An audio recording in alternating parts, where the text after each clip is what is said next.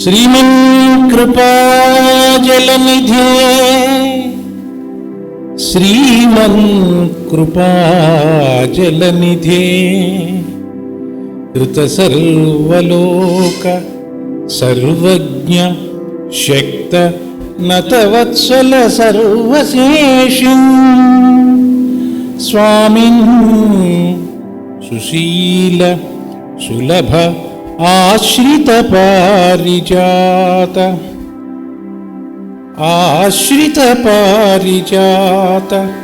कृष्णमाचार्य चरणौ शरणं प्रपद्ये कृष्णमाचार्य चरणौ शरणं प्रपद्ये अखिल भुवन जन्मस्थेम भंगादिलीले विनत विविध भूतौरात रक्षैक दीक्षे श्रुति शिरसि विदीप्ते ब्रह्मणि श्रीनिवासे भवतु मम परस्मिन् సేముషీ భక్తి రూపా. నాకు అన్నయ్య ఇచ్చినటువంటి అంశం, ఆ మధ్య సూర్యనారాయణ ఫోన్ చేసి నువ్వు గురు పూజల్లో మాట్లాడాలా అన్నాడు. అన్నయ్య ఫోన్ చేస్తే ఏం మాట్లాడమంటావు అన్నయ్య అన్నాను. మాస్టర్ గారు మా చిన్నతనంలో నన్ను కరుణించిన తీరు చెప్పు అన్నాడు. పెద్దవాళ్ళు మాట్లాడేది చాలా తిరకాసుగా ఉంది. చిన్నప్పుడు కరుణించిన తీరు చెప్పు అంటే దానంత సుఖకరమైనటువంటి ఆనందకరమైనటువంటి స్థితి లేదు. వయసు పెరుగుతున్న కొద్దీ గడ్డం మీసాలు, నేను, నా పొగరు, నా చదువు, నా అహంకారం ఇవన్నీ వస్తాయి. ఆ చిన్నతనంలో వాటి దుంప ఇవేమీ లేకుండా ఉన్నందువల్ల హాయిగా ఉంటాం. అందువల్ల ఆ చిన్నతనంలో ఏమిటో అది ఒక్క గుర్తు తెచ్చుకొని నువ్వు మళ్ళీ అక్కడికి ఎల్లరా బడుద్దా అని చెప్పగలందులకు గాను నాకు ఆ ఘట్టం ఇచ్చాడు. ఇప్పుడు ఈ ప్రార్థనా శ్లోకంలో శ్రీమన్ కృపాజలనిధే మాస్టర్ గారు ఉండేటువంటి స్థితి శృతి శిరసి విదీప్తే అంటే వేదములయులో ఎవరినైతే కీర్తించారో ఆయనే ఈ భూమి మీదికి నరరూపంలో నడయాడటం కోసంగా వస్తే కృష్ణమాచార్యుల వారు ఒక పేరు. ఆయన ఎందుకు వచ్చాడు అంటే మన మీద ఉన్న కరుణ వల్ల వచ్చాడు. ఆ కరుణ ఆయనకి ఎక్కడి నుంచి వచ్చింది అంటే శ్రీమన్ అమ్మవారి దయ వల్ల వచ్చింది. మా మాస్టర్ గారు ఆయనే స్వయంగా చెప్పారు. దానికి మా కుటుంబమే ప్రత్యక్ష ఉదాహరణ. మా తమ్ముడికి తీవ్రమైన అనారోగ్యంతో ఉండి వెళ్తే దండం పెడితే నాకు కాదురా, నాకు దండం పెట్టి ఉపయోగం ఏమిటి, ఆమెకు దండం పెట్టు అని ఆయన చెప్పారు. అప్పటి నుంచే వాడు బాగుపడ్డాడు. అందువల్ల ఆ దయారూపిణి ఆమె. దీన్నే శ్రీ వెంకటేశ్వర సుప్రభాతంలో ఆ శ్రీమన్ 100 సార్లు చెబుతాడు. ఆ తర్వాత ఇంకా మర్చిపోతావేమోనని ఈశానాం జగతోస్య వెంకటపతేర్ విష్ణో పరాం ప్రేయసీం తద్వక్షస్థల నిత్యవాసరసికాం తత్క్షాంతి సంవర్ధినీం. కరుణ ఇవ్వటమే కాక నిరంతరము ఆయన యొక్క కరుణను పెంపొందింపచేస్తూ ఉండేటువంటిది ఆ తల్లియేను అని.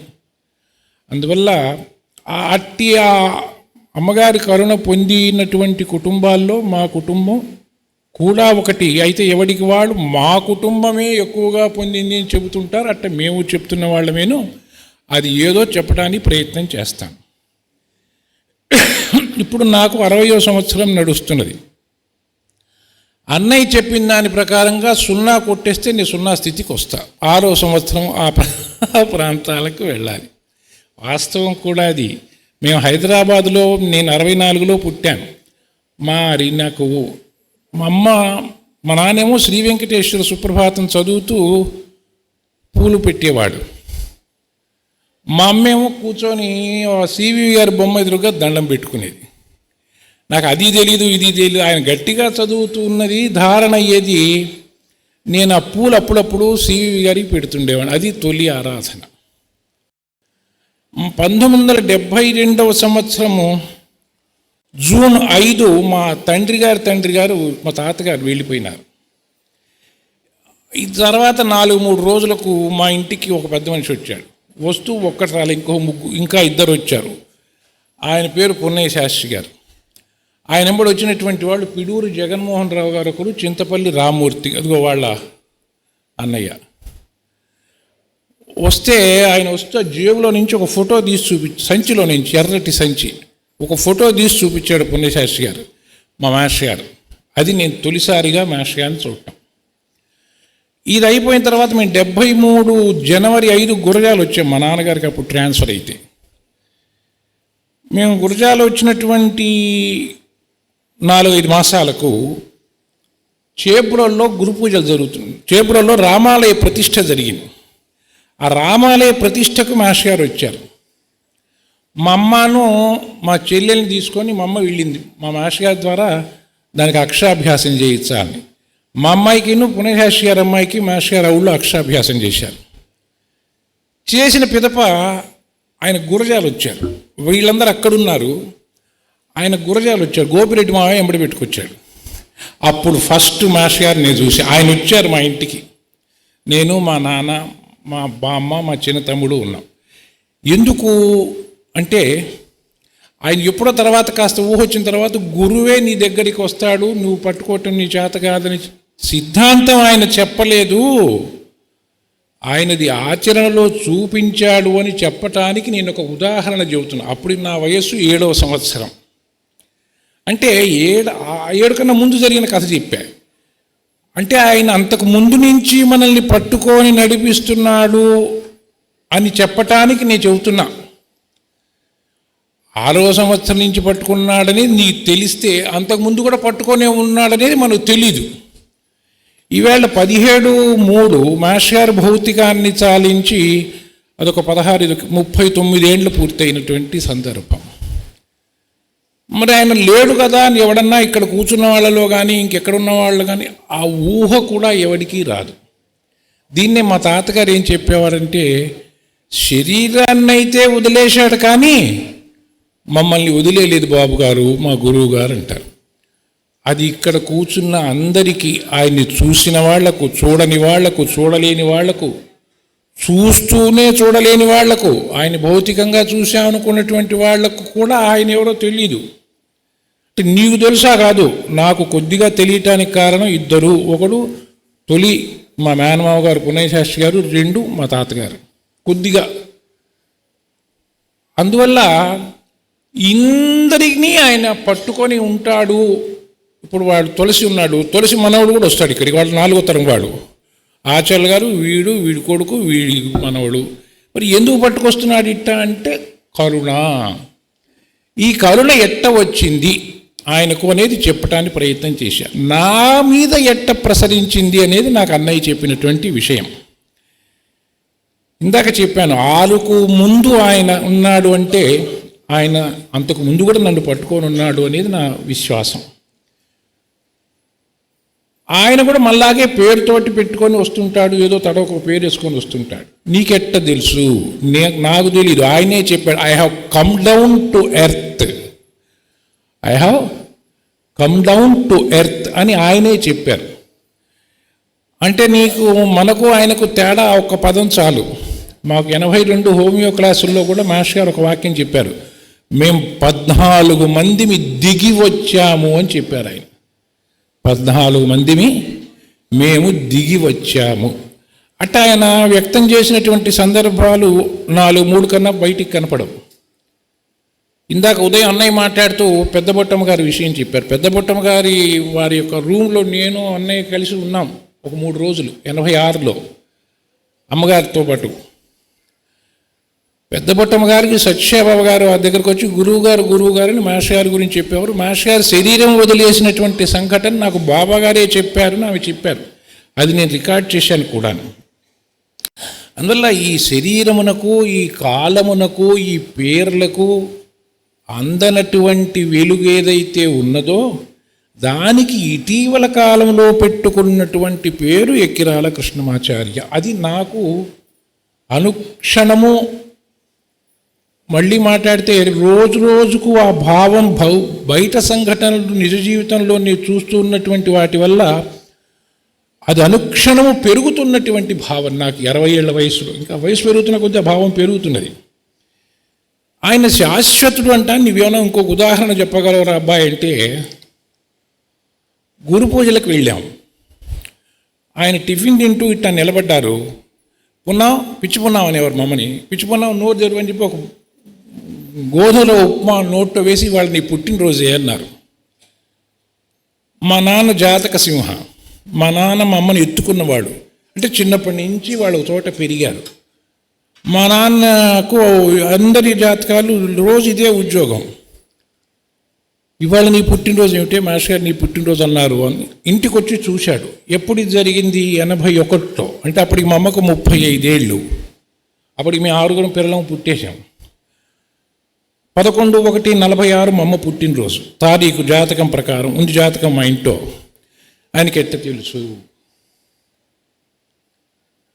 ఆ తర్వాత నేను చిన్నప్పుడు గుర్రాల్లో చదువుకునే రోజుల్లో నేను ప్రతి 5 నిమిషాలకి వెళ్ళాలి. నాకు టీచర్స్ పర్మిషన్ అక్కర్లే. పర్మిషన్ ఇవ్వకపోతే వాళ్ళకే ఇబ్బంది, నాకేమి. అది నా పరిస్థితి. ఇప్పుడు వీడు కైలాస్ ఉన్నాడు చూసారా, వాడు అంటే వాడు అప్పటికి పుట్టలే. ఆ పక్క వాటాల్లో ఉండేవాళ్ళం. నేను నా మంచం నుంచి లేచి వాళ్ళ నాన్న మంచంలో పోయి పడుకునేవాడిని. ఏం ఉండేవి కావు అప్పుడు నాకు నిద్రలో. ఏముండేవంటే వస్త్రాలని పోయేవి దీ కారణాన. ఈ స్థితిలో మాస్టర్ గారు రామనామ క్షేత్రం వచ్చారు. వస్తే మమ్మీ ఏం చేసినట్టే నన్ను తీసుకొని వెళ్ళి ఆయన దగ్గర మందు అది వ్యాపారం కాదు, ఊరికే మాస్టర్ గారు దండం పెట్టుకో అంతవరకే. మాస్టర్ గారు దండం పెట్టుకోవడం కోసం తీసుకొని వెళ్తే నాకు ఇచ్చిన డ్యూటీ ఏంటంటే, అప్పుడే ఫస్ట్ నీ బుజ్జని నేను చూసింది. మాస్టర్ గారు నుంచి వస్తున్నాను అనుకో, దండం పెట్టాం. అప్పుడు జయరామ శర్మ గారు వాళ్ళందరూ కూడా అక్కడ కవితా గోష్ఠి జరిగింది. మళ్ళీ ఇటు వస్తున్నారు అనుకో, మళ్ళీ దండం పెట్టాం. అది నా ఉద్యోగం. ఆ రోజు రాత్రి ఇప్పుడు టీవీల్లో కనపడుతుంటారు అనంతలక్ష్మి గారిని, వాళ్ళ ఇంట్లో పడుకున్నాం మేము. ఆ రోజు ఫైనల్ వాళ్ళ ఇంటి పావనం చేశాను. ఇక అప్పటి నుంచి నాకు ఆ బాధ లేదు. ఏమి అవుతావేరా? ఆ తర్వాత ఏమైంది, మేము ఊరి పేరేంటి గుంటూరు వచ్చాం. గుంటూరు వస్తే బెజవాడలో గురజాలని చదువుకుంటున్నాను. బెజవాడ మందుకు వచ్చాం. మా అమ్మను కూడా మందుకు తీసుకొచ్చాడు మా నాన్న. మందు తీసుకొస్తే ఇంటి నేను నవ్వుతా, నాకు అవన్నీ గుర్తొస్తున్నాయి. పంతులు నాకు సహాయం చేయాలి నువ్వు అన్నాడు మా నాన్న. మా నాన్నని మాస్టర్ గారు. ఈయనకు తత్తరేసింది, ఏమిటి నన్ను సహాయం చేయమంటాడు ఏమిటి, పంతులు నాకు సహాయం చేయ ఇట్లాగా అన్నారనమాట. ఏమిటి మాస్టర్ గారు అన్నారు. నా పిల్లకి ఇంకెక్కడ మంది ఇప్పించమాకయ్యా అన్నాడు. ఇంకా ఒక నెలాగొస్తే నువ్వు కర్రాకుండా సిద్ధం చేసుకోవాల్సి వచ్చేది, ఇంకెక్కడ మంది ఇప్పించమాక నా పిల్లకు అని చెప్పారు. ఆయనకి ఏమవసరం. ఆ తర్వాత నేను మందికి వెళ్ళాను. ఒక తెల్ల కాగితం మీద అప్పుడు ఏదో కేసీట్ రాశారు. హోమియో క్లాసులు జరుగుతున్నాయి ఈ ఊళ్ళో. వెళ్తే వాళ్ళు ఏదో రాశారు పాపం. రాస్తే ఆయన లేకన్నం వన్నెమ్మని మంది ఇచ్చారు. మా తాతగారు చెప్తూ ఉండేవారు, ఆయన భుజం మీద చేతులేసి ఇట్లా చూస్తూ ఉంటారు బాబు, ఆయన మెటీరియా మెడికాలో ఏ మంది ఇచ్చారో చూద్దామని. ఆయన సుపీరియా మెడికా కృష్ణమాచార్యుల వారు అది చదువుకోకుండా మెటీరియా మెడికా ఎందుకు చదువుతారో నా తర్వాత చెప్పారు ఆయన. అయితే నేను పర్సనల్ నా జీవితంలో దీన్ని విట్నెస్ నేను చెప్తున్నా. ఇట్లా ఆయన వేసి చూస్తున్నారు. అప్పుడు లూక్ అని ఒక ఆయన వచ్చాడు. అప్పుడు ఇండియన్ ఎక్స్ప్రెస్లో కూడా ఆర్టికల్స్ వచ్చినాయి. నేను వెళ్ళిన రోజు మాస్టర్ గారు మాట్లాడిన ఆర్టికల్ కూడా ఇండియన్ ఎక్స్ప్రెస్లో వచ్చింది. మరునాడు నేను చూశాను. ఈ మందు అతనికి ఎందుకు ఇచ్చారు, కేస్ షీట్కును మెటీరియల్ మెడికాకు పోటీ పెడితే ఈ లక్షణాలు మెటీరియల్ మెడికల్ లేవు కదా, నువ్వు మందు ఎందుకు ఇచ్చావని ఒకడు అడిగాడు ఆయన. ఆయన తను మందు ఎందుకు ఇచ్చిందో చెప్పి ఆ మెటీరియల్ మెడికా తీసి వాళ్ళకి చదివి వినిపించారు. ఆయనకి ఏం అవసరం? తమాష చెప్పేదే, ఆ లక్షణాలు నాకున్నాయి. వాడు కాగితంలో రాయలే, ఆయన నన్ను అడగల. వాడు రాయలే, వాడు అడగలేదు కాబట్టి నేను చెప్పలే, నాకు తెలీదు. ఈయన నన్ను అడగాల్సిన అవసరం లేదు కాబట్టి అయిపోయింది. మంది ఇచ్చారు, వేసుకున్నాను. దీని కంటిన్యూషను మళ్ళీ 3 ఏళ్లకు 2.5 ఏళ్లకు శ్రీశైలంలో జరిగింది. శ్రీశైలంలో నేను శివానంద గారి మందిపుటాన్ని పట్టుకుపోయినా. పట్టుపోతే పర్పస్ ఆయన మందిపిటమే. ఆయనకు చచ్చే భయం, చచ్చిపోతాన్ని. పైన అప్పటికే ఆయన పట్టుబట్టాడు. హోమియోలో ఎబ్రటాన్ నుంచి జింకమెట్ దాకా ఉన్న అన్ని మందులు వేసుకున్నాడు. ఏదో కేషీట్ తీసుకొని ఆర్జెంట్ నైట్రికన్ 30 అని రాశారు మాస్టర్ గారు. ఆ మందు తనకు సూట్ కాదని, ఆ మందు సరైంది కాదని, ఆ మందు తనకు కరెక్ట్గా ఇవ్వలేదని ఇవ్వడానికి చెబితే వాడికి పద్మవిభూషణ్ ఇచ్చి సత్కారం చేద్దామనేంత తృప్తి అతనికి. ఆ రోజు వచ్చాడు. అక్కడ అంతా ఎవడో ఆయన దగ్గర చదువుకునే పిల్లలు, అంటే ఎట్టుంటుంది చెప్తున్నా నీకు, ఆయన దగ్గర చదువుకునే పిల్లకి కేస్ షీట్ ఇచ్చాడు. వాడి దగ్గర మెటీరియల్ అప్పుడే ఉంది. కాకినాడ నుంచి వచ్చారు. అప్పుడు వాళ్ళ పేరులో సుబ్రహ్మణ్యం అని ఒక ఆయన ఎవరు ఉన్నాడు. ఈ మందు నాకు సరిపోతుంది అంటే, చదువుకోవటానికి వచ్చింది ఆయన దగ్గర కదా, ఆయన ఇచ్చిన మందు అవును కాదని చెప్పడానికి వీడికి ఏం అధికారం ఉంది? కామన్ సెన్స్ లేదు అసలు. నాకు అర్థం కాదు. నాకేమో నన్ను చూసి చెప్పమన్నాడు. నా వల్ల నేను అసలు ఆ పనే చేయను భవనా. నేను మాస్టర్ గారు ఇచ్చింది చేసుకో, అంత ఇది కరెక్టా కాదా అయింది. ఇష్టమైతే మట్టి పెట్టినా తినడానికి వేసుకో, లేకపోతే పోన్నా. అందువల్ల వీటితో కుదరలేని వాళ్ళ దగ్గర పోయినాడు. వాళ్ళ పుస్తకాలు అటు ఇటు కాటా వేసి, మనకు మిశ్రమ సినిమాలో కాటా వేస్తారు చూసారు, ఉప్పు కారాలు అట్లా వేసి, ఈ మందు నీకు సరిపోదు పో అన్నాడు. పరమానందం కలిగింది ఆయనకు. మర్నాడు మళ్ళా పోయినాం. ఎట్టా ఉంది, అస్సలు తగ్గలేదండి అన్నాడు. అయితే ఇంకోసారి వేసుకున్నాడు. అస్సలు తగ్గలేదంటే మందు మార్చి ఇంకోటి ఏదో సింహం లాంటి తీస్తాడనుకుంటే ఈయనేం చేశాడు, ఇంకోసారి వేసుకోన్నాడు. ఏమి కర్మరా, తప్పేది ఉంది. ఆ మరునాడు 4వ తారీఖు, ఆగస్టు 4వ తారీఖు వాసుదేవ శాస్త్రి గారిని ఉండేవాడు. వాళ్ళ ఇంట్లో ప్రార్థన ఇడ్లీలు పెట్టారు. నాకు ఆ మాస్టర్ గారి చేతి మీద పెట్టిన ఇడ్లీల వల్ల తగ్గింది, మందు వల్ల కాదు అంటాడు ఇప్పటికీ శివానంద గారు. సరే తగ్గిందిగా. అప్పుడు నాకు మందు తీసుకోవాలని కోరిక కలిగింది. అది నా దగ్గరికి ఎవడన్నా మందు వచ్చినా నేను పెద్ద భీషణ కాగితం ఏది, పాత కేషీట్ ఇది, గతలు ఈ గుడ్డు కూసు 100 ప్రశ్నలు వేస్తాం. అప్పటికప్పుడు నాకు అనిపించిందిగా తెల్ల కాగితం తీసి ఆయన ముందు పెట్టి మాస్టర్ గారు నాకు మంది ఇవ్వండి అన్నా. అట్లుండేది ఆయనతోటి.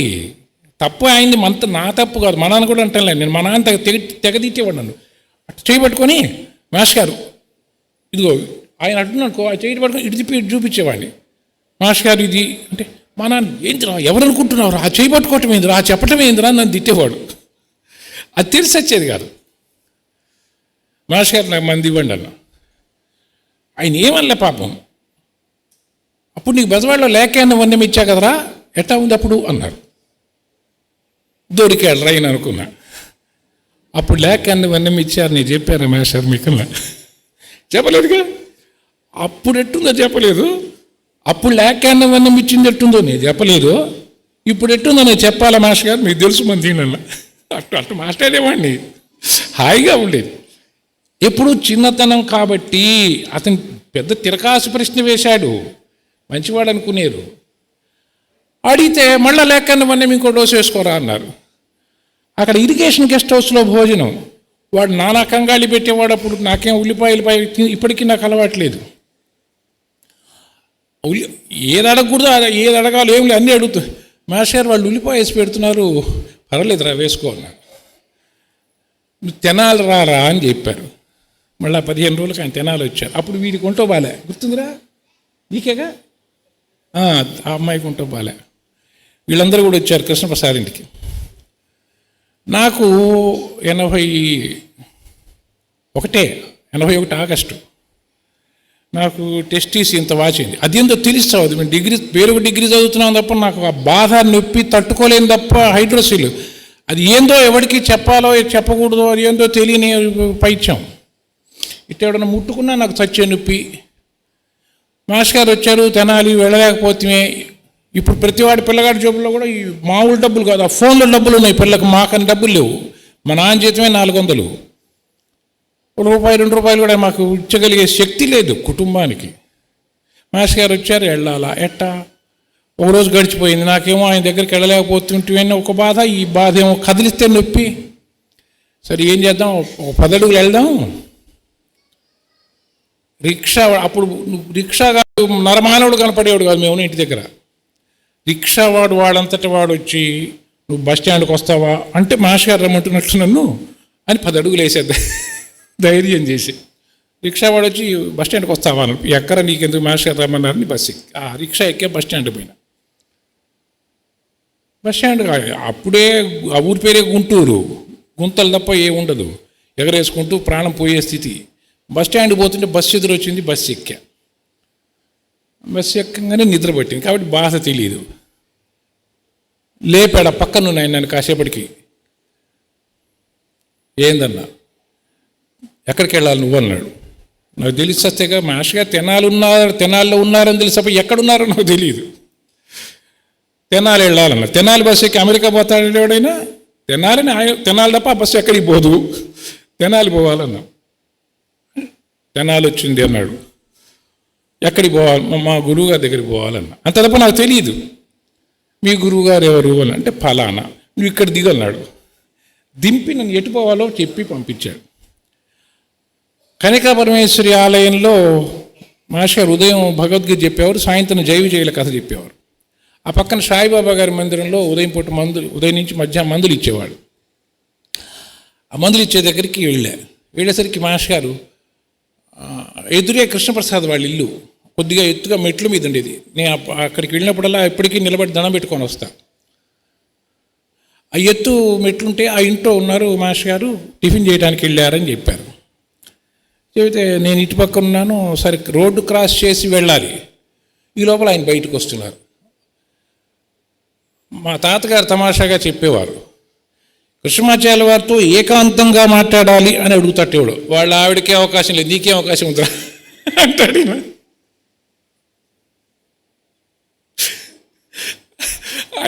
ఆయన చెప్పేవారు. ఆయన చుట్టూ 100 మంది ఉన్నారు. ఎవడిని పోయి పలకరించినా ఎవడు ఇట్టంటాడో నాకు నొప్పాయా. ఆ 100 మందిలో నా బాధ ఇదని ఆయనకి ఏం చెబుతుంది నేను. సరే ఈ రోడ్డు ఇటుపక్క నేనున్నా, ఆ రోడ్డు కటుపక్క ఆయన ఉన్నాడు, ఆ ఎత్తు మీద ఉన్నాడు ఆయన. నేను ఈ రోడ్డు పక్క నుంచే ఇట్లాగా దండం పెట్టా. ఆయన అక్కడి నుంచే నన్ను చూశారు. అది నాకు తెలుసు. నీకెట్ట తెలుసు అంటావా? తెలుసు. ఇంక నీకు చెప్పడానికి నాకు తెలిసి, నాకన్నీ తెలితే అట్ట లేవు, నాకు తెలుసు అని మాత్రం తెలుసు. పోనీ నీకు తెలుసు అంటానికి ఏదైనా రుజువు ఉంది అబ్బాయి అని అడుగు, రుజువు చెబుతా. ఇప్పుడాల ఈ ఎక్కడ అడుగడుకు ఇవి లేవు బాత్రూంలు అవి. ఎమ్మటే నాకు బరువు గిరువు తగ్గి తేలికబడ్డానే శరీరాన్ని. పక్క పోయి చూసుకుంటారో ఏమి లేదు, హాయిగా ఉంది, నాకు నార్మల్సీ వచ్చేసింది. అంటే ఏమిటి, నీవు చాలా నేను పొరపాటు పడతాను, మీరందరూ నేను చెప్పనులే, కానీ ఆయన తెలియదు, మనం చెప్పాలా, మనం అడగాలా. ఇవన్నీ నా జీవితంలో మీకు చిన్న చిన్న ఉదాహరణలు చెబుతున్నాను నేను. ఆయన అక్కడి నుంచి నాకు చూశాడు, నా బాధ తగ్గింది. మా అమ్మకు నాన్నకు నేను చెప్పలే తెనాలి వస్తున్నట్టు. మా మేనమావ గారు ఇల్లు మాకు తెలియదు ఎక్కడో. సరే వాళ్ళ ఇంటికి పోయి పడుకునేవాళ్ళు. అప్పుడు మాస్టర్ గారు నవయుగ హోటల్లో ఉండేవారు. వీడికి ఇవన్నీ గుర్తొస్తున్నాయి తులసికి, పాత రోజులు. మా మేనమావ గారి ఇంటికి పోయాం. ఎట్ట పోయేవాళ్ళం, రాత్రి 11:30కి పోయేవాళ్ళు. ఎగ్గిర గోడ దూకి వాళ్ళ ఇంట్లో దూకేవాళ్ళం. వాళ్ళు నిద్రపోయేవాళ్ళు పాపం, పెద్దవాళ్ళు. ప్యాంటు చొక్కా తడిపి దండ మీద ఆరేసుకునేవాళ్ళు. వాళ్ళు ఏదో లుంగి రోడ్డు మీద పెట్టేవాళ్ళు. బయటే వాళ్ళకి మేము వచ్చింది తెలియదు, పోయింది తెలియదు. గోడ దూకి పొద్దుటే మళ్ళీ 5ంటికి వెళ్ళిపోయేవాళ్ళం. ఒకరోజు రాత్రి ఏమైంది, ఆనందాచార్య గారు మేమందరం కలిసి నవయుగ లాడ్జికి వెళ్ళాం. వెళ్తే రామశర్మ గారు అబ్బాయి, వాడి పేరు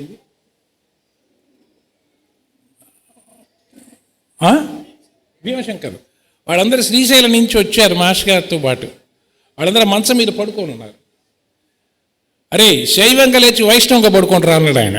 ఆ మంచం మీద ఎవరితోటి వీళ్ళు దండాలు దశకాలు పెడుతూ తిరుగుతారు, మళ్ళీ ఆ మంచం మీద వాళ్ళతో పాటు నేను పడుకోవాలా. వాళ్ళు కాళ్ళు పట్టుకోవటం కాదు, కాళ్ళు కూడా 8 వేస్తారు ఆ నిద్రలో.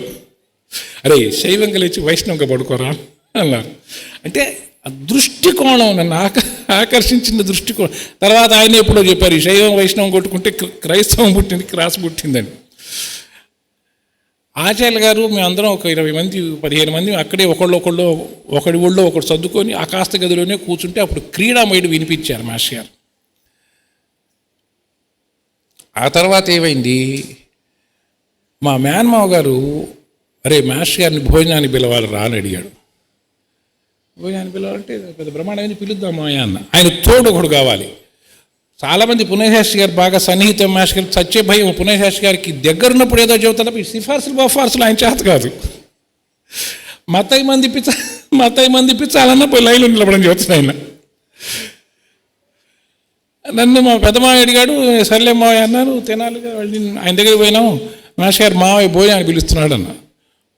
మన సంగతి చెప్పావు రా అన్నాడు. నేను చెప్పా మాస్టర్ అని. మన సంగతి అంటే ఆ చుట్టూ ఎంతమంది ఉంటే అంతమంది వస్తారని. ఆయన పాపం 20 మంది అనుకున్నాడు.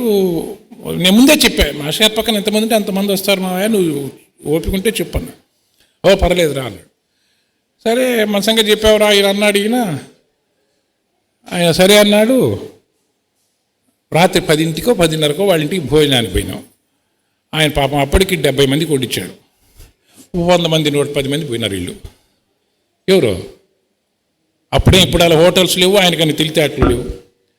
ఎంతసేపటికి వడ్డించాడు. ఏందా స్వామి భోజనాన్ని పిలిచి వడ్డం చేయొచ్చు మేము అంటేను, ఏంద్ర చేయించేది నువ్వేం చెప్పావు, ఎంతమంది వచ్చారు, ఈ లెక్కలని చెప్పాడు ఆయన. పర్లేదు లేవా వడ్డించు సరిపోతుంది మాస్టర్ గారు ఉన్నారు కదా అన్నాను. ఎట్లా సరిపోతుందిరా అంటాడు ఆయన. నేను నా తెలుస్తాను కదా చిన్నతనం విషయం చెప్పమన్నాడు అన్నయ్య. మాస్టర్ గారి దగ్గర పోయినా, మాస్టర్ గారు భోజనం వడ్డించమంటే వడ్డించమంటున్నాడు. చెప్పా ఇంతమందికి వండారట, ఇంతమంది వచ్చారట, ఈక్వేషన్ సరిపోవటం లేదు. పర్వాలేదురా అందరు సరిపోతుంది వడ్డించమన్నారు. అందరు సరిపోయింది. ఇది నెక్స్ట్ ఒకసారి నేను మా అమ్మగారితో మాట్లాడాను. నేను వైజాగ్లో వర్క్ చేసినప్పుడు ఆయనే చెప్పారట, అక్షయం అవుతుంది, నువ్వు ఎప్పుడు చింతించమాక నేను వచ్చి వడ్డం చేయి భోజనం చేయి, ఏడో నయంబడి వచ్చాడు అంటే వాడికి అన్నం వండిస్తా పెట్టు అని నేనంటే నీకు అక్షయం అవుతుంది, నువ్వు దాని గురించి ఎప్పుడు కూడా సరిపోతుందా సరిపోదా అని చెప్పి చింతించొద్దు, స్టార్ట్ ఇట్ అని చెప్పారు రా మాస్టర్ గారు. నాకు చెప్పారు, నాకు ఐ హ్యావ్ విట్నెస్డ్ ఇట్. అది 2-3 సార్లు నేను విట్నెస్ చేశా. అందువల్ల ఈ చిన్న చిన్న విషయాలుగా ఉంటాయి, కానీ ఇవి ఆ తర్వాత నా జీవితంలో నేను బాగుపడ్డాను లేదు బాగుపడటానికి ప్రయత్నం చేశాను అంటానికి ఒక చిన్న ఉదాహరణ చెబుతాను. 81 గురు పూజల్లో మీ అందరం నిలబడి, మరి తులసి గుర్తుందో లేదో నాకు తెలియదు, వాడు రాముడు మా కొడుకు వీడు నేను మా అన్నయ్య సింహాచలంలో అన్నం తీసుకొచ్చే ఎంట్రీ పాయింట్ దగ్గర అందరం బాగా జాగ్రత్తగా రోడ్డు మీద బాటలో నిలబడి మాట్లాడుకుంటుంటే గబగబా భలే వేగంగా నడిచేవారు ఆయన. వస్తున్నారు. ఈలో పిల్ల పొరగాడు ఏమన్నాడు మాలోవుడు, అరే మాస్టర్ గారు వస్తున్నారు అడ్డం లేవండరా అన్నాడు. మేము చక్క కకాకికలై పక్కకి వెళ్ళిపోయినాం. ఆయన వేగంగా ముందుకు వెళ్ళిపోయినారు. వెళ్ళిన వాడు కాస్త ఈ మాట విని మళ్ళీ వెనకొచ్చి అడ్డం ఉండకూడదు అనిపిస్తే, అది తప్పనిపిస్తే పక్కకి వెళ్ళండిరా, అంతేకాని మాస్టర్ గారు వస్తున్నారు కాబట్టి అడ్డం తొలగాలని అనుకోమాకండిరా అన్నారు. మళ్ళా చెబుతున్నా, అడ్డం ఉండటం తప్పు అనిపిస్తే పక్కకు పోండి, మాస్టర్ గారు వస్తున్నారు కాబట్టి తొలుగుదామంటే మాస్టర్ గారే పక్క నుంచి పోతారా అన్నాడు. అంటే చటామని కొట్టడం అనమాట. యమకొట్టుడు కొడతాడు నీకు వాడు. ఇట్లాంటివన్నీ వాడు కృష్ణుడు గురించి చెబుతాడు పోతన గారు. మోదించి అంటాడు, గుర్రాలని చెన్నాకోలబెట్టి అట్లా కొట్టింటే మోదించి అంటే కొట్టటం అని ఉంది, సంతోష పెట్టడం అని ఉంది.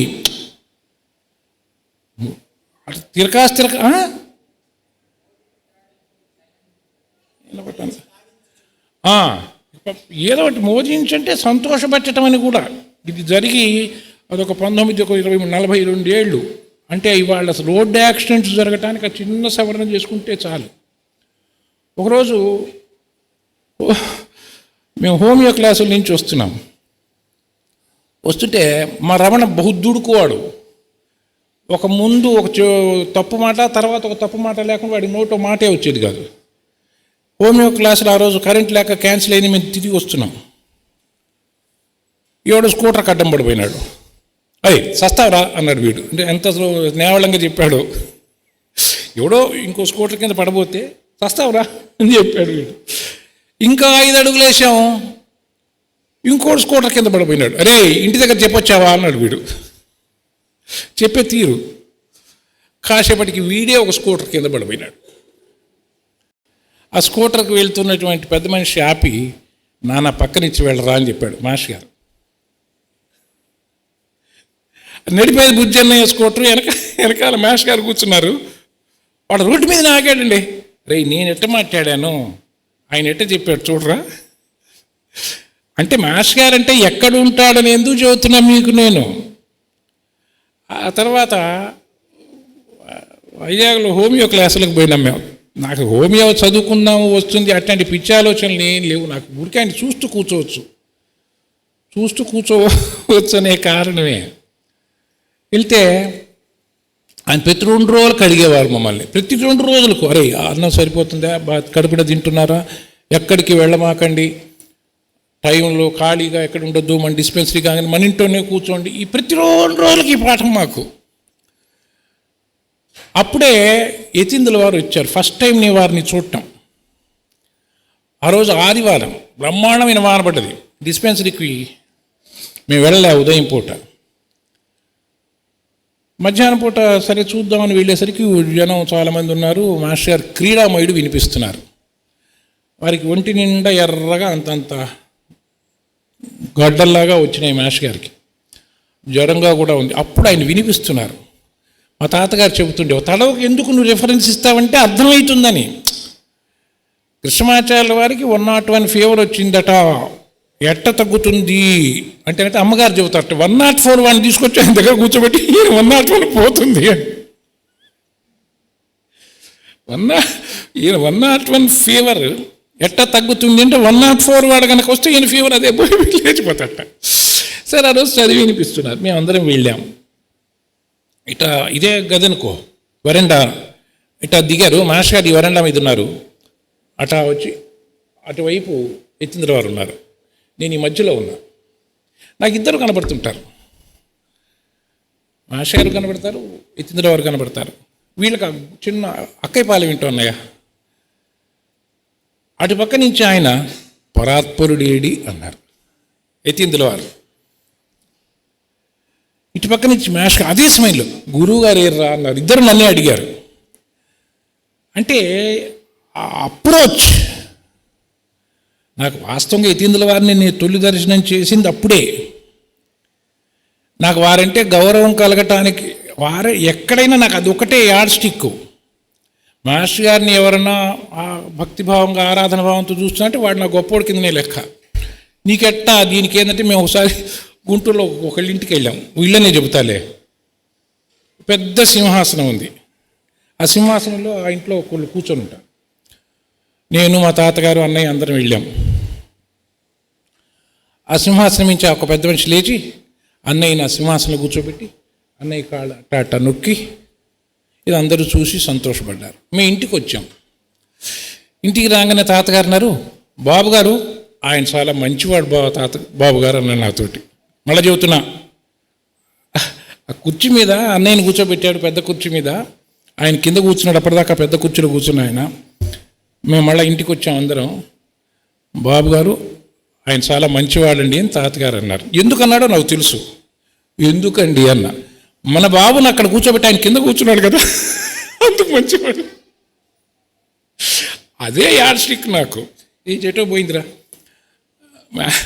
మాస్టర్ గారి గురించి చెప్పారు కాబట్టి నాకు యతీంద్రుల వారు గొప్పవారు. పాయింట్ అంతకన్నా ఉండదు. అయితే ఒకరోజు గురు పూజల్లో అయిపోయినాయి. గురు పూజలు అయిపోయి నువ్వు టైం చూసుకో. గురు పూజలు అయిపోయి అందరూ పెట్టేబేడ సర్దుకొని వెళ్ళిపోతున్నారు. పెట్టేబేడ సర్దుకొని వెళ్ళిపోతుంటే ఆ వేదిక మీద ఒక ఆడ మనిషి నిలబడి ఉంది. ఆ పక్కన మాస్టర్ గారు నిలబడి ఉన్నారు. ఇవేదో బాధలు చెబుతుంది. ఆయన అక్కడ నిలబడి, ఇక్కడ ఆడ మనిషి నిలబడి ఉంది, అక్కడ మాస్టర్ గారు నిలబడినాడు. పెద్ద మాస్టర్ గారికి చెప్పంటాడు, పెద్ద మాస్టర్ గారికి చెబుదామంటాడు, భగవంతుడికి చెబుదామంటాడు. ఆమె చెబుతూనే ఉంది, ఈయన చెబుతూనే ఉన్నాడు. దేవుడు అంటాడు, పెద్ద మాస్టర్ గారు అంటాడు, భూమండలం ఊరంతా తిప్పాడు ఆయన. ఆమె ఏం చెప్పినా ఈయన దేవుడు అంటాడు, పెద్ద మాస్టర్ గారు అంటారు, సివి గారు అంటాడు, ఏదేదో చెబుతాడు అనుకో. ఒక 5 నిమిషాలు 10 నిమిషాలు అయిపోయిందబ్బా, మా నాన్న రైలు పోదాం రారా అంటాడు. రైలు టైం అవుతుంది, మళ్ళీ మేము విశాఖపట్నం వచ్చి రైలు ఎక్కాలి. ఇదే నాటకం తేలితే తప్ప నాకు కథల బుద్ధి కాదు. ఈ లోపల ఆమె ఏం చేసింది, అవన్నీ నాకు తెలీదు, నన్ను మీరే కాపాడాలని బోర్ల పడుకొని దండం పెట్టింది. ఏం పర్లేదు నేను చూస్తా కదా అన్నాడు ఈయన. అప్పటిదాకా ఎందుకనలే ఆయన మాట అని నాకు అనుమానం. ఆ తర్వాత ఎత్తిందులో ఒక రోజు మన ఇంటికి వచ్చారు. వస్తే ఆయనకి సంఘటన చెప్పాను నేను. వారు దానికి వ్యాఖ్యానం చెప్పారు. ఆమెదో చెబుతున్నది ఆయన వింటున్నాడు. అన్నిటికీ నువ్వే నన్ను కాపాడు అని గనక ఆమె దండం పెడితే ఆ మాట ముందే చెప్పేవాడు. నా బాధలు చెబుతుంటే ఆయన చిన్నగా హాయిగా వాడి చెబుదాం వీడి చెబుదాం ప్రపంచం 3 లోకాలు చూపించాడు ఒక 3 నిమిషాల్లో. ఏది సివి గారు అంటాడు, శ్రీ వెంకటేశ్వర అంటాడు, దేవో నాన్న చెప్పాడు. నాకెవడు తెలియదు బాబు నన్ను కాపాడని ఆమె దండం పెట్టింది. ఎమ్మడే ఏం చెప్పాడు, నీకేం కాదు నేను చూసుకుంటా అన్నాడు.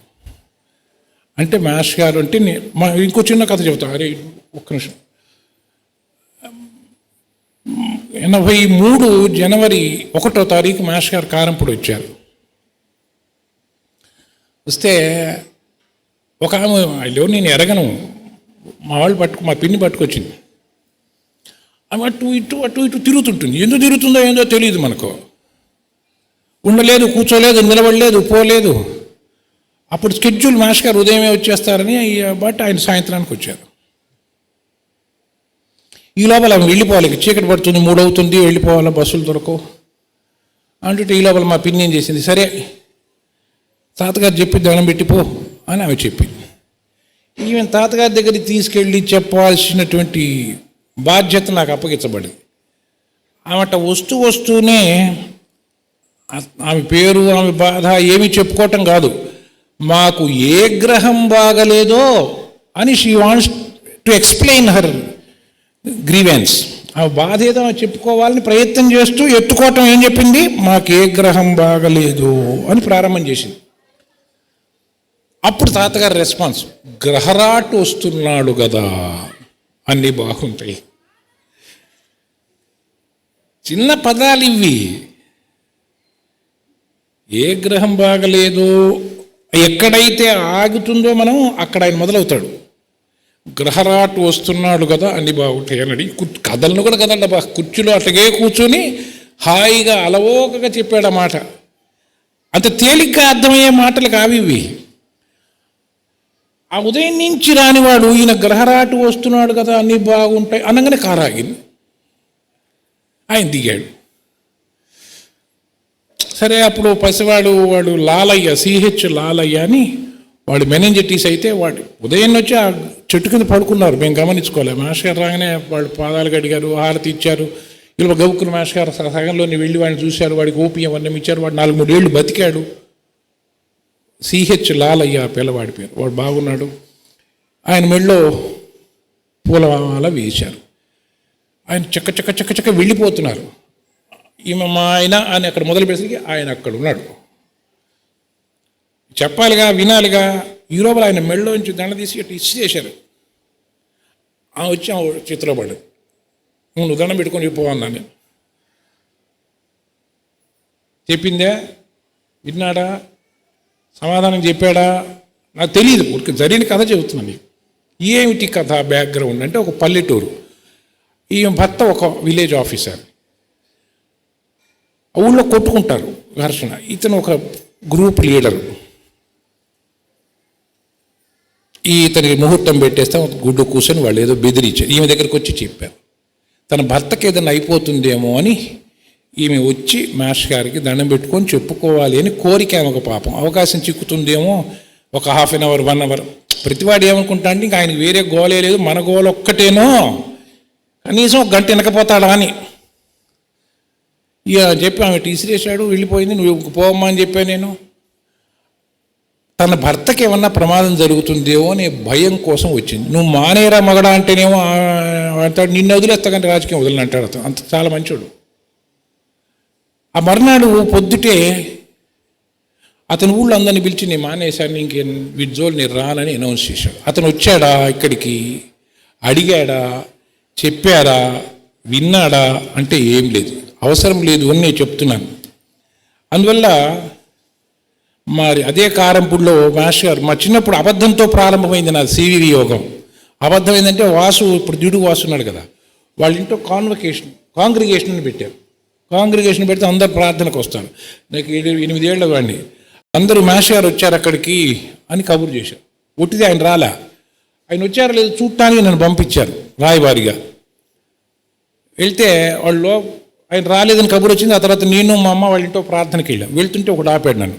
నీకు ఇనిషియేషన్ అయిందే అన్నాడు. అంటే నాకు తెలుసా చచ్చా, ఆ శబ్దమే తెలియదు నాకు. తలకాయ ఇట ఊపే, ఇట ఊపితే లోపలికి పోన్నాడు. అంటే ఏదన్నా తెలియదు, ఇప్పటికీ తెలియదు నాకు. కాబట్టి అబద్ధంతో ప్రారంభమైంది. అప్పుడు ఎవడి ప్రార్థన కూడా చెప్పేవాడు కాదు. అటువంటిది ఈయన ఎప్పుడో భగవద్రామానుజుల వారు చెప్పారు గోపురం ఎక్కి కాదు, దేశ విదేశాలు మైక్ పెట్టి చెప్పాడు మాస్టర్ సివివి అని. అందువల్ల ఆయన దగ్గర ఒక్కటే లోపం, ఏది దాచిపెట్టుకోలే మాస్టర్ గారు. నా కోసమని, నా పిల్లల కోసమని, ఈ ముళ్ళేసిన వ్యాపారం కాదు. కాబట్టి నాకు ఆయన అంటే ఇష్టం. డిస్పెన్సరీలో ఇట్లా ఉంటుంది ఫైలు. ఆ ఫైల్లో ఇక్కడ 1వ నెంబరు, ఇక్కడ 5వ నెంబరు, ఇక్కడ 7వ నెంబరు ఉంది. నేను అట్లా పెట్టగానే ఒకడు వచ్చి 1 కాగానే 5 ఇచ్చా. ఆ మధ్యలో 2, 3, 4 ఒక నెంబరే మారింది. వెంబడే కంప్లైంట్ చేశాడు, మాస్టర్ గారు వరుస మార్చి ఇస్తున్నాడు అని. ఒక తర్వాత 2 ఈ ఫైల్ తీసి ఇంకో ఫైల్ పెట్టాలి. నేనేం చేశాను, ఆయనకు సౌకర్యం నాకు సౌకర్యం అని అదే ఫైల్లో ఇంకో పేజీ చూపించా. వరుస మార్చి చూపించాడు మాస్టర్ గారు అన్నాడు. ఆయన అన్నారు, అరే గవర్నమెంట్ ఆఫీస్లో చేసినట్టు చేస్తున్నావేరా అన్నాడు. ఏంది, గవర్నమెంట్ ఆఫీసులో చేసినట్టు చేస్తున్నావేరా అన్నాడు. ఎన్ని అక్షరాలండి దాంట్లో నాకేం తెలిసింది, నాకు గవర్నమెంట్ ఉద్యోగం వస్తుందని తెలిసింది. అక్కడ ఏం చేయకూడదో తెలిసింది. హాస్యం కాదు, ఇప్పుడు నేను 30 ఏళ్ళ బట్టి గవర్నమెంట్ ఉద్యోగం చేస్తున్నా. ఏం చెయ్యకూడదో తెలిసింది. అట్ట చెయ్యకుండా ఆయన నన్ను ఎట్ట కాపాడుతున్నాడో ఇవాల్టికి కూడా అనేది తెలుస్తూ ఉన్నది. అందువల్ల అబ్బాయి మాస్టర్ గారి గురించి చెప్పటం ఇవన్నీ ఒట్టిముచ్చట్లు. పొద్దుట అన్నయ్య ఒక వాక్యం చెప్పాడు, ఇవి చదువుకోవాలి అని. ఆయనకు చిన్న మాట చెప్పారు, సంచితం చేస్తే సంచయం అవుతుంది అని. ఒకసారి ఉపన్యాసంలో సంచితం చేస్తే సంచయం అవుతుంది అని. ప్రార్థన కాదు, ఇది జీవితాంతం అనుకోవాల్సిన ఒక వాక్యం. క్యూర్ మైండ్ బై ట్రూత్ అన్నాడు. అది ఏందో మరి ఎవరికి తెలుసో తెలీదో, నాకు మాత్రం తెలియట్లేదు. ఆయన చేసిన పని ఏమిటి, నీ సేవన్ మరి రేయుం పవలుగా ఏ భేదమే లేని చెప్పలే ఆయన. నీ సేవన్ మరి రేయుం పవలుగా ఏ భేదమే లేని అభ్యాసం ఒక్కటి నాకు సంగుమిక ఆ వ్యాసంగమెల్లన్ కాదు నా వ్యాసంగమెల్లన్ త్వదీయాసంగంబుగా చేసి నాదు దినచర్యా భాగమే నీదు సేవాశక్తింకని నేను లేని బ్రతుకే అభ్యాసమౌ శ్రీపతి. ఇది ఆయన జీవితము ఇది వాస్తవం.